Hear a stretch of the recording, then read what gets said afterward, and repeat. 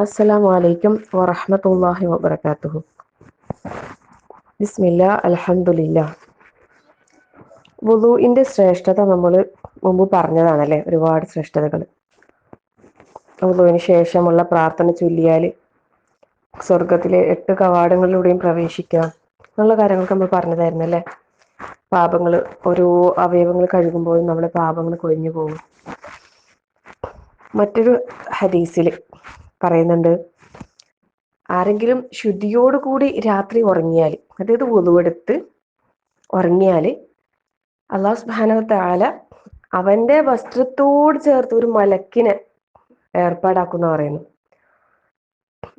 എന്നിട്ട് രാത്രി ഉണരുമ്പോഴെല്ലാം ആ മലക്ക് അള്ളാഹുവിനോട് പ്രാർത്ഥിക്കും, അള്ളാഹുവേ, നിന്റെ ഈ ദാസന് നീ പുറത്തു കൊടുക്കണമേ, കാരണം അവൻ ശുദ്ധി വരുത്തിയ ശേഷമാണ് ഉറങ്ങിയിട്ടുള്ളത്. ആ ഒരു പ്രത്യേകത കൊണ്ട് തന്നെ ആ മലക്ക് ഇങ്ങനെ പ്രാർത്ഥിക്കുന്ന പറഞ്ഞ. സുബ്ഹാനല്ലാഹ് അല്ലെ. നമ്മുടെ കൂടെ ഒരു മലക്കിനെ കാവലെ ഏർപ്പാടാക്കുക, എന്നിട്ട് ആ മലക്ക് നമുക്ക് വേണ്ടി പ്രാർത്ഥിക്കുക, അതൊക്കെ നിസ്സാരമായൊരു കാര്യമല്ല അല്ലെ. നമുക്ക് വളരെ സിമ്പിളായിട്ട് നേടിയെടുക്കാൻ കഴിയുന്ന ഈ ഒരു ഗുണം, ഈ ഒരു നന്മ എല്ലാവരും മറക്കാതെ ചെയ്യാൻ പരിശ്രമിക്കുക. ഇൻഷാ അല്ലാഹ്, അല്ലാഹു സുബ്ഹാനഹു വ തആല നമ്മെ അനുഗ്രഹിക്കുമാറാകട്ടെ. ആമീൻ.